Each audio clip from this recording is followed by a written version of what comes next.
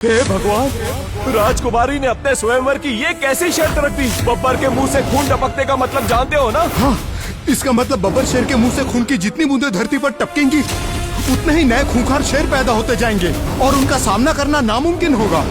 मैं हूँ इंद्रपुरी की राजकुमारी और आज है मेरा स्वयंवर, जिसे जीतने वाला बनेगा मेरा पति और साथ ही उसको मिलेगा इंद्रपुरी का वो राज सिंहासन जिसे चारों दिशाओं के राजकुमार हासिल करना चाहते हैं। लेकिन क्या इस स्वयंवर की खतरनाक शर्त के आगे कोई योद्धा टिक पाएगा? क्योंकि इस स्वयंवर को जीतने के लिए खूंखार शेर बब्बर को हराना होगा। इतना कहकर राजकुमारी ऐश्वर्या अपने सिंहासन पर बैठ गई और पूरी राजसभा खूंखार बब्बर शेर की दहाड़ से गूंज उठी। बब्बर की दहाड़ से पूरी सभा सन्न रह गई और राजकुमारी ने एक बार फिर योद्धाओं को ललकारते हुए कहा, देखा आप सबने, ये बब्बर शेर अपने ही जैसे हजारों शेरों को सिर्फ अपने रक्त की एक बूंद से पैदा कर सकता है। इसीलिए ये स्वयंवर जीतना किसी मामूली योद्धा के बस की बात नहीं है। कौन है जो इस बब्बर को मारकर मेरे दिल के रास्ते इस सिंहासन पर कब्जा जमाने को तैयार है? राजकुमारी की ललकार सुनकर दक्षिण कुल के राजकुमार गुस्से से तमतमाकर अखाड़े में कूद पड़े और 100 हाथियों को पटकने वाले राजकुमार एक ही बार में खूंखार बब्बर का शिकार बन गए। अब हर कोई हैरान था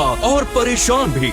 अपनी वीरता पर इतराने वाले सभी योद्धा समझ ही गए होंगे कि इंद्रपुरी की राजकुमारी से शादी रचाना आसान नहीं है। इतना कहकर राजकुमारी अगले योद्धा को अखाड़े में बुलाने ही वाली थी कि तभी भीड़ को चीरता हुआ एक पतला दुबला लड़का अखाड़े में आ पहुंचा, जिसे देखकर पूरी राजसभा जोर जोर से हंसने लगी।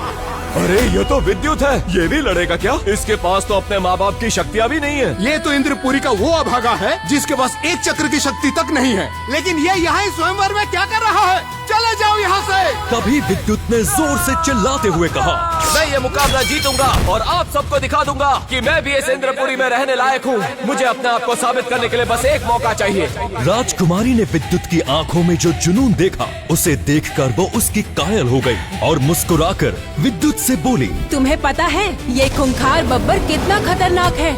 मुझे बस इतना पता है राजकुमारी कि अब मैं ये जिल्लत भरी जिंदगी नहीं जी सकता। मुझे भी अपनी शक्तियाँ उजागर करनी है, इसीलिए आज मैं ये लड़ाई लड़ूंगा और जीतूंगा भी। और इतना कहकर विद्युत अखाड़े में कूद गया और उसने जैसे ही खूंखार बब्बर के माथे पर पहला वार किया तो उसके माथे से खून बहने लगा।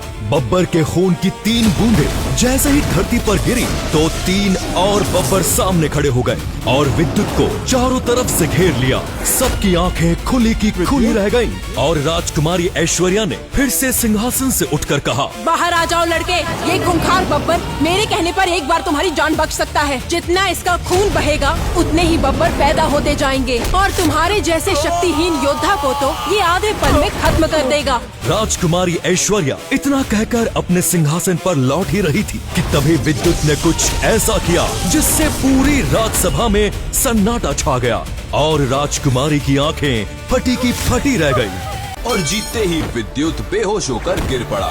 राजकुमारी ऐश्वर्या तुरंत उसके पास पहुंची, उसे सहारा दिया और बोली, जो यहाँ कोई नहीं कर पाया वो तुमने कर दिखाया। अब तुम मेरे साथ चलोगे उस जादुई गुफा में। माफ कीजिए राजकुमारी, मैं आपके साथ कहीं नहीं जा सकता। मुझे बस मेरा इनाम चाहिए, वो पैसे। ये सुनकर वो इनाम लेकर जाने ही लगा, तभी भीड़ ठहाकों से गूंज उठी। वाह, यहाँ कोई ऐसा भी है जिस पर राजकुमारी की सुंदरता का कोई असर ही नहीं होता। लोगों की हंसी ने राजकुमारी के क्रोध को भड़का दिया। वो तमतमाई हुई आगे बढ़ी और विद्युत के हाथ से पैसे छीनते हुए बोली, कुछ ज्यादा ही अकड़ आ गई है तुम में ये छोटा सा मुकाबला जीतकर। मैं तुम्हारी ये अकड़ निकाल दूंगी। आज से ठीक 2 दिन बाद होगा तुम्हारा मेरा सामना।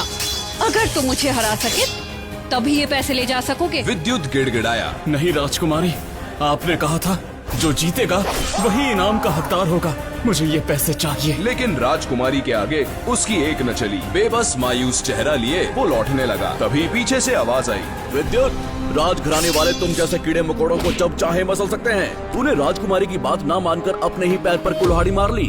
अब न पैसे मिले न सम्मान, और 2 दिन बाद मुकाबले में राजकुमारी तेरा क्या हाल करेंगी ये तो भगवान ही जाने। राजकुमारी और विद्युत के बीच मुकाबले की बातों में व्यस्त लोगों को अंदाजा भी नहीं था कि उनके साम्राज्य पर एक भयानक खतरा दस्तक दे रहा था। उधर राजघराने के रक्षक महान ऋतिक ने अचानक देखा आसमान से गिरता हुआ एक आग का गोला नीचे इंद्रपुरी की तरह आ रहा था। ये क्या है?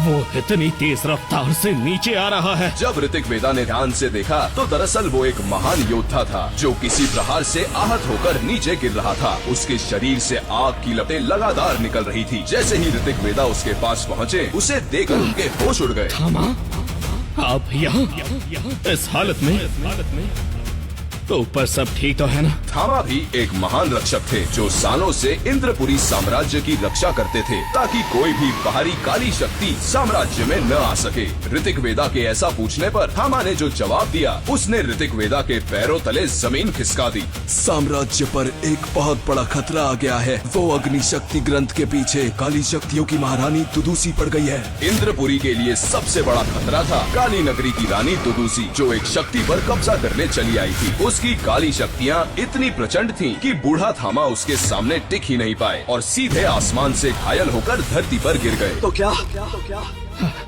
दुदुसी वो अग्नि शक्ति ग्रंथ ले गई? नहीं ऋतिक,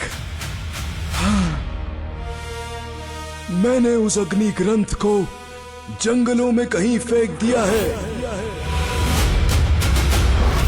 फिर तो हमें उस ग्रंथ को ढूंढना होगा। अगर वो किसी के हाथ लग गया तो अनर्थ हो जाएगा।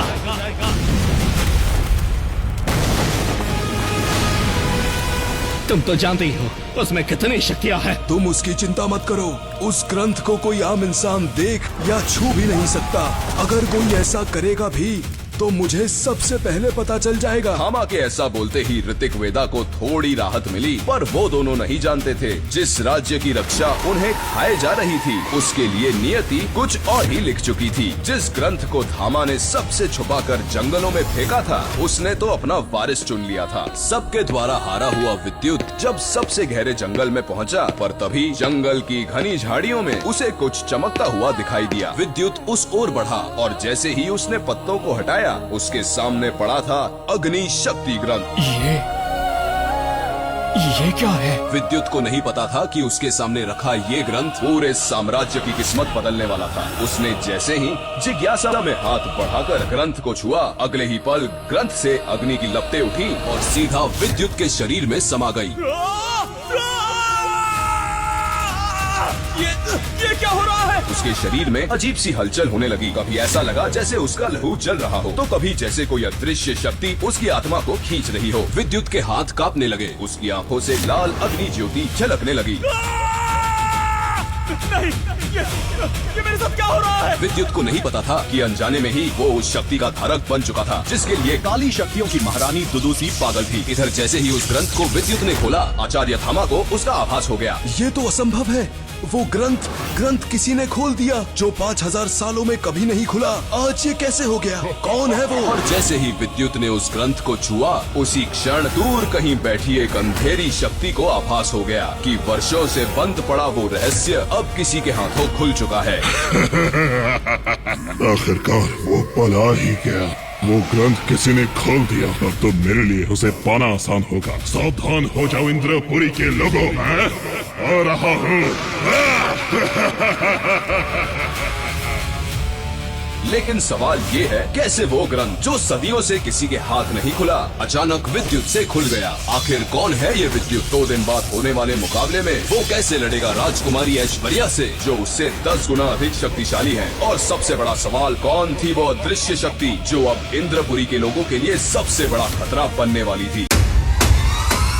आगे की कहानी जानने के लिए नीचे दिए गए लिंक से डाउनलोड करें पॉकेट FM ऐप।